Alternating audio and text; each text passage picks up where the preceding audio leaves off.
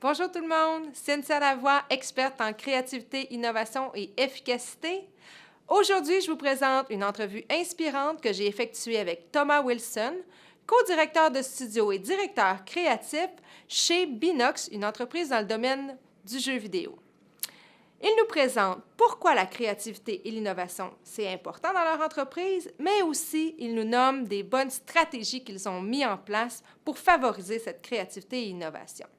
Je suis pas mal certaine que vous allez trouver de la valeur dans cette entrevue-là. Bonne écoute! Bonjour Thomas, Bonjour, ça va bien? très bien. Oui.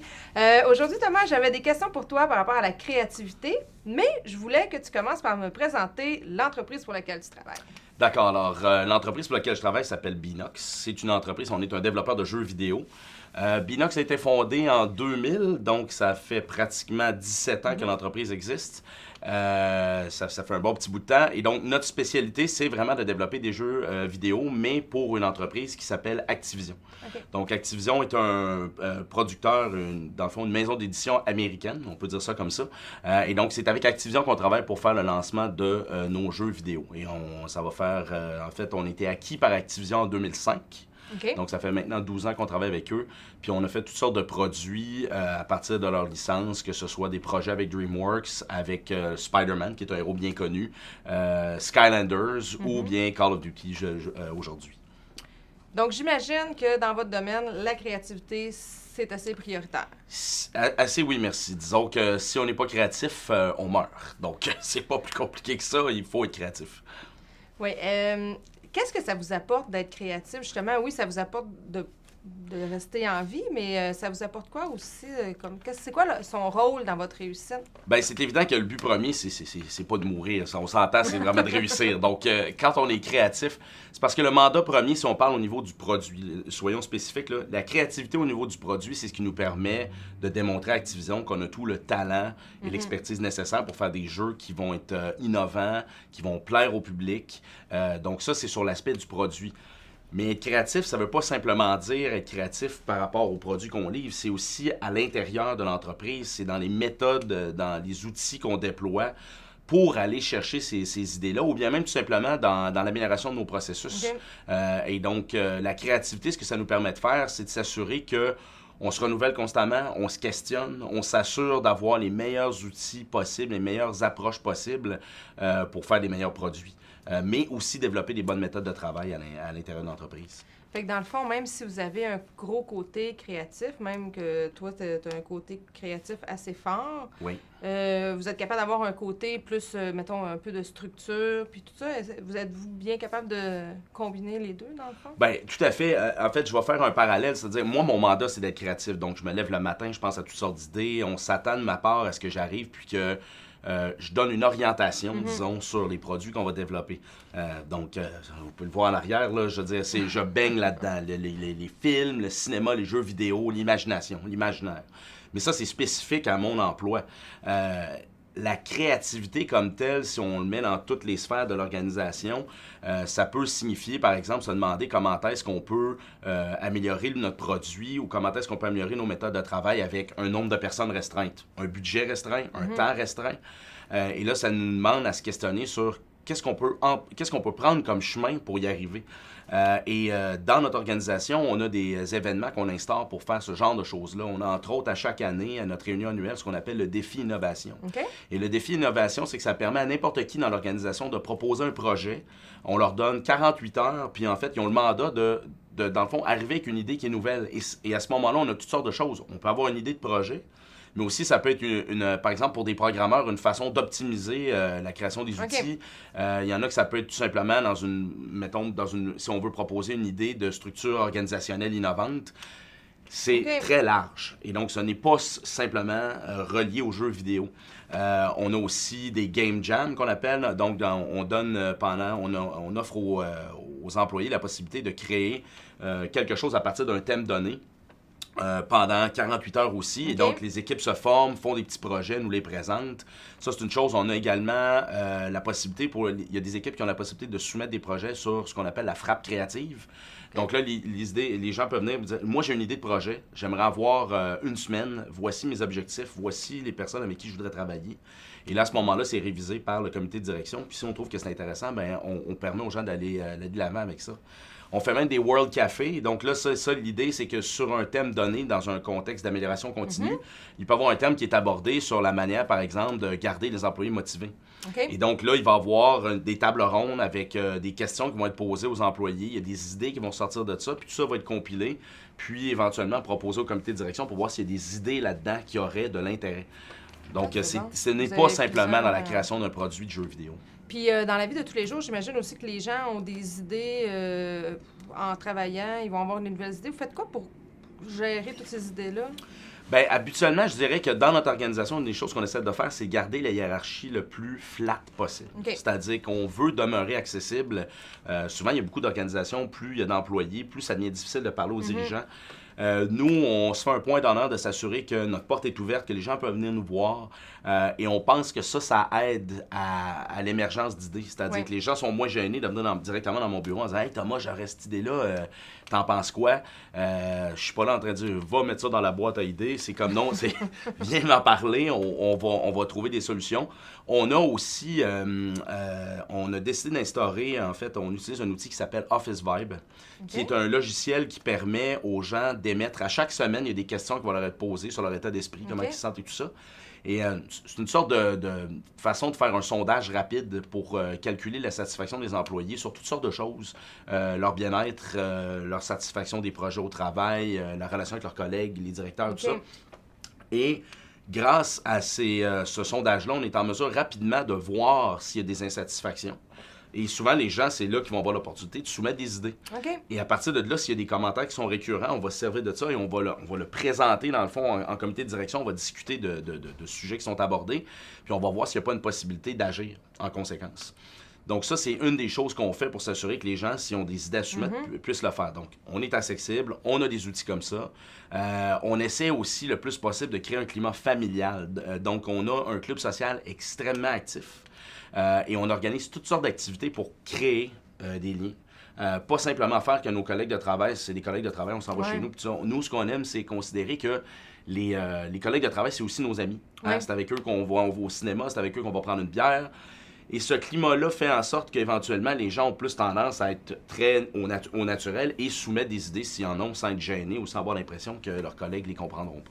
Ah, c'est bien parce que, justement, je disais que dans les entreprises qui réussissent le mieux, c'est sûr que quand on fait un sondage auprès des employés, si les employés ont un ami, un bon ami parmi leurs collègues de travail, c'est dans les entreprises qui réussissent le mieux, justement. Fait que ça va dans ce sens-là. Tout à fait. Puis on accorde vraiment beaucoup d'importance à ça parce qu'on pense que c'est là on parlait de créativité, c'est là que ça émerge. C'est là que les gens travaillent ensemble, ont envie de continuer à apprécier leurs collègues. Puis on a tendance à dire, nous, en tout cas, quand on parle de créativité, une des choses qu'on se dit, c'est que c'est les gens d'abord, le projet ensuite. Ah, c'est bon. La plupart du temps, quand on fait des sondages, quand on essaie de voir qu'est-ce qui fait que les employés aiment donc travailler chez Binox, c'est l'équipe. C'est d'abord et avant tout les gens. Le projet viendra après parce que, dans le fond, ce qu'on veut créer, c'est une ambiance de travail qui est stimulante. Et donc, à partir du moment qu'on crée ces liens-là, je pense que c'est plus facile pour les gens à ce moment-là d'être créatifs puis de soumettre des nouvelles idées. Penses-tu que, parce que souvent, qu'est-ce qu'on voit, les photos qu'on voit sur le web, quand on parle des entreprises de jeux vidéo, on va voir des glissades, toutes sortes d'aménagements un peu, pas loufoques, mais originaux. Oui. Là. Vous, est-ce que c'est quelque chose que vous utilisez ici? Bon, je vous cacherai pas qu'on a essayé d'avoir une glissade ici chez Binox, je dois l'avouer, ou un poteau de pompier, quelque chose. C'est les assurances ça a été plus compliqué dans l'aménagement architectural, mais bon. C'était moins créatif. Oui, c'est ça. Sauf que on essaie, oui, moi, ce genre de folie-là, j'aime bien ça, mais on a quand même, exemple, un lounge en haut, où là, on va créer un espace de travail pour les gens pour se détendre. Donc, table de billard, table de ping-pong. On a souvent des soirées de jeux vidéo, de jeux en général. Donc, les gens qui aiment les jeux de société, les jeux vidéo peuvent s'installer. gamer toute la soirée. Ça fait que c'est sûr qu'on aime bien créer ce climat-là. T'sais, on a la bière du vendredi avec les chips, les bretzels et tout ça. Donc, à chaque vendredi, les gens se retrouvent, on a une sorte de 5 à 7. Ça, c'est le genre d'activité qu'on va créer qui va faire ça. J'aurais aimé avoir une glissade. On n'en a pas. Mais ça ne nous empêche pas quand même d'essayer de créer une ambiance qui est festive. Donc, autant, dès qu'on peut créer cette ambiance-là, on fait ça. On a un groupe de dégustation de bière. On a... La cafétéria peut se transformer en gym. On a la possibilité d'installer des sacs de boxe. Et là, il y a des cours de boxe, il y a de la capoeira. On a un gym aussi qui aide les gens à rester actifs puis en santé. Donc, oublier l'image typique de l'homme bien enrobé en train de manger ses chips en programmant. Là. Je veux dire, on a vraiment des employés qui sont actifs. Donc, c'est le genre de choses qu'on fait pour au moins créer cette énergie-là. Oui, parce que quand on est actif, quand on fait du sport, après ça, on dirait que les idées nous viennent plus facilement, là, justement, quand on est bloqué. Là. Un esprit sain dans un corps sain. J'aimerais avoir un corps plus sain, mais bon, je travaille fort. C'est notre histoire. Qu'est-ce que j'allais dire? Ben, en fait, aussi dans vos façons... En fait, ce que tu dis, c'est que c'est pas nécessairement comment on aménage les lieux, ça peut créer une ambiance plus fun, mais c'est plus une question de culture d'entreprise. Énormément. Puis, c'est intéressant que tu amènes le point de culture parce que très tôt, avant d'arriver chez Binox, je travaillais pour une organisation qui, à mon sens, avait pas de valeur claire. Puis, un des trucs qui, je pense, contribue au sentiment d'appartenance d'un employé ou en fait de n'importe qui se greffe à une organisation, c'est de savoir pourquoi tu te lèves le matin et tu s'en vas travailler pour cette entreprise-là. Et nous, très tôt, en tout cas, quand je suis arrivé chez Binox, j'ai tout de suite parlé de l'idée d'établir des valeurs d'entreprise qui allaient permettre aux gens de savoir à quoi ils se rattachaient. Et nous, on a établi 3 valeurs d'entreprise qui sont vraiment importantes. La première, c'est le travail d'équipe. Justement, en lien avec ce que je te disais tout à l'heure, l'importance de greffer des gens qui vont bien s'entendre ensemble, qui vont bien collaborer ensemble. La deuxième, c'est l'excellence. Parce que quand on travaille pour une entreprise comme Activision, disons qu'on doit absolument livrer de la qualité. Ça, c'est essentiel. Et la troisième, c'est l'équilibre. Et parce que souvent, on est dans une industrie qui est très compétitive. On pourrait penser, les gens pourraient penser que dans le fond, on game toute la journée, on se pogne une manette, on joue, puis c'est bien fun. Non, c'est... Le milieu du divertissement est très compétitif. Il faut trouver une façon de divertir, mais il faut être très productif dans notre travail.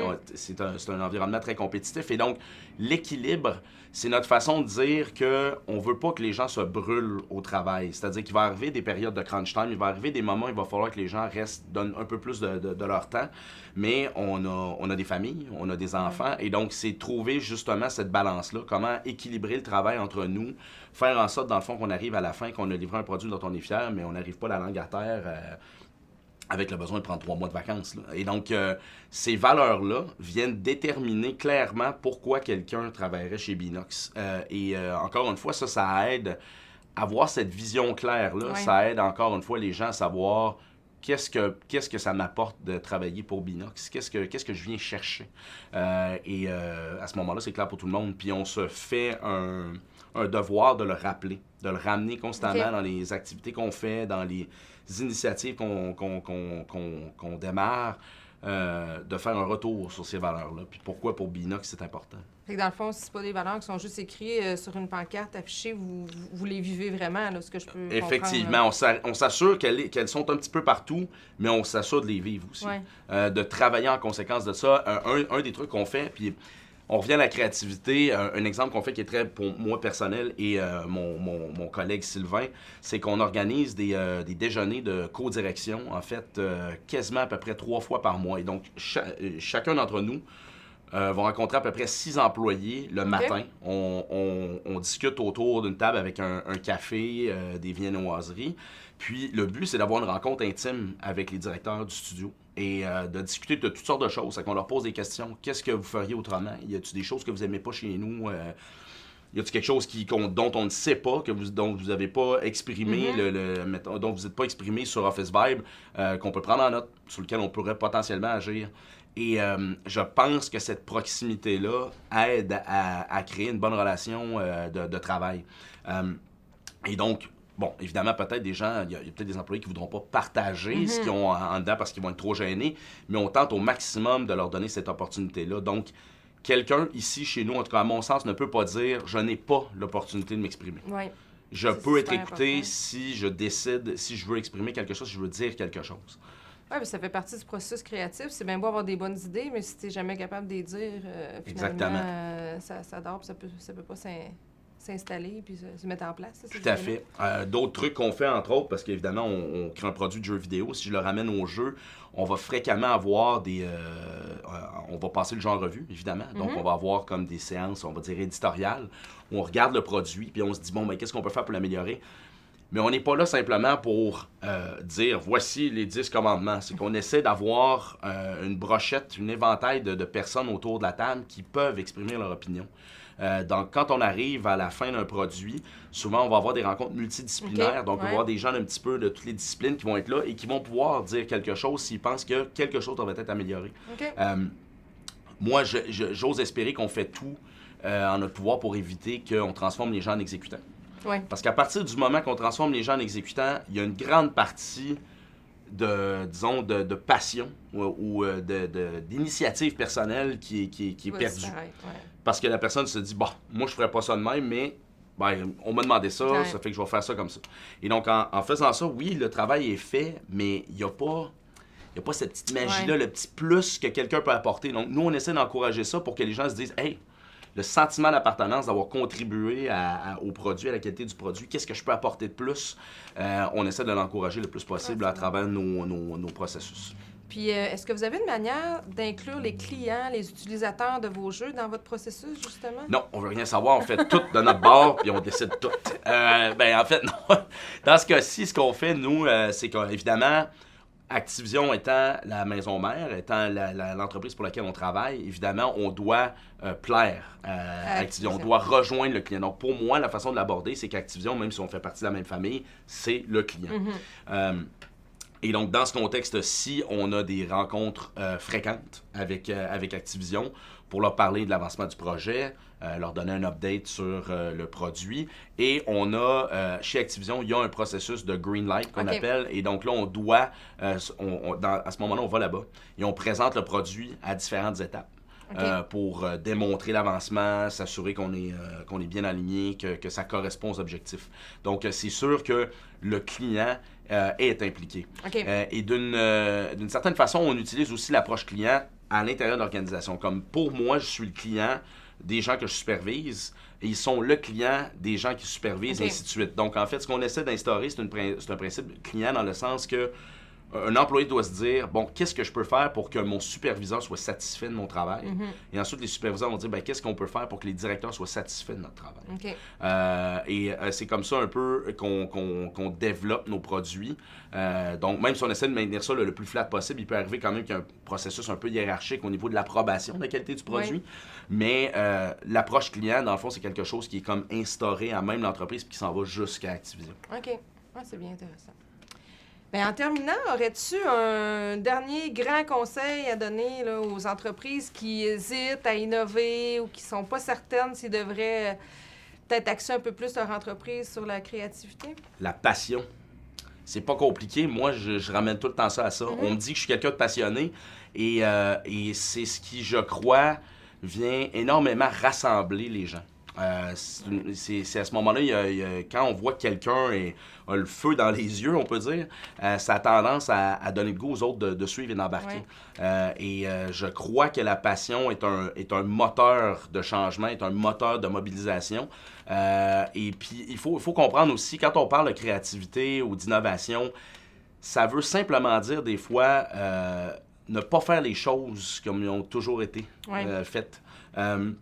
C'est refuser le statu quo, c'est constamment se questionner sur notre façon de travailler, qu'est-ce qu'on peut faire pour s'améliorer. C'est dans le fond, quelque part, il y a cette volonté de constamment s'améliorer, pas juste dire, ben c'est le même, c'est le même. Je pense que cette espèce de out of the box thinking, là, si je peux employer l'anglicisme, là, c'est ce qui fait qu'à ce moment-là, on voit de la créativité, on voit de l'innovation. Ça veut pas simplement dire arriver puis tout d'un coup porter des souliers jaunes un matin alors que personne fait ça.